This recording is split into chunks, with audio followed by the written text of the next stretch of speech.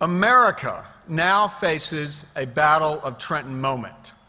We are still in a terrible recession. Our dollar is weaker by the hour. We face threats to our economy from India and China, which are exacerbated by our mushrooming federal debt. And we have very unstable minds and hands reaching for nuclear weapons in North Korea, Iran, and even in the form of insurgents in Pakistan. As Washington did in the winter of 1776, we must do now, in the winter of 2009, three things. One, we need to understand our surroundings and our situation. Two, we need to face our difficulties head-on, squarely and honestly, and not just hope for the best. And three, we must seize the opportunity that lies before us. Throughout our history, times of great struggle have given Americans and their leaders a chance to put aside little things and return to what really matters. Leadership, vision, strength, and purpose, courage of conviction, and above all, action. These are the hallmarks of our nation's forefathers, and today's challenges require us to once again live by those words. With unemployment at historic highs, credit tough to come by, and weak business and consumer spending, this country's leaders in Washington should work together to find common sense solutions to getting us on stable economic footing by giving job creators every incentive to hire. Now, let me suggest 5 common sense ideas that our President and this Congress can do right now to put us back on the path to economic prosperity. First, stop the deluge of rules and regulations that are detrimental to job creation.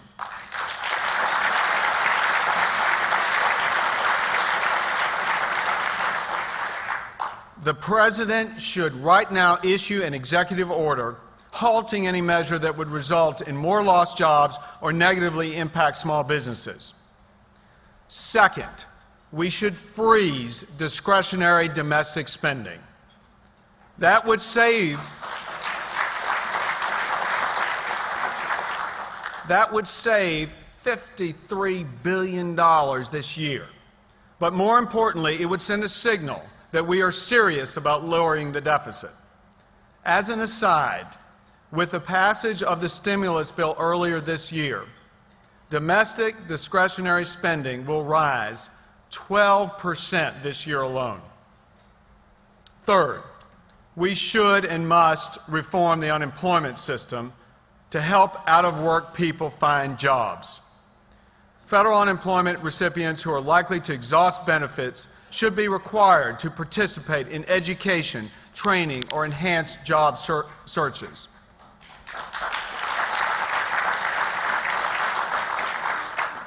Fourth, the government should block any federal tax increases until unemployment drops below 5%.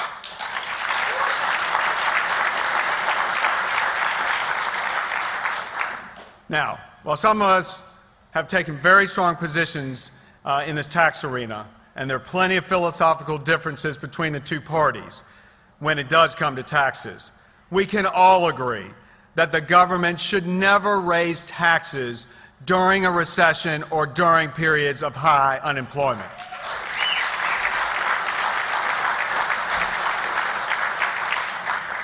And finally, fifth, we must deal honestly and swiftly with the looming crisis in the commercial real estate industry affecting each and every one of your state's budgets. Congress should move to give bank regulators incentives to deal responsibly with banks and their borrowers. Forcing liquidations of performing loans just makes no sense.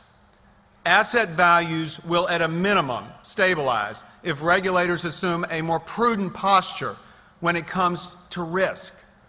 The badly wounded credit markets could then begin the process of repair.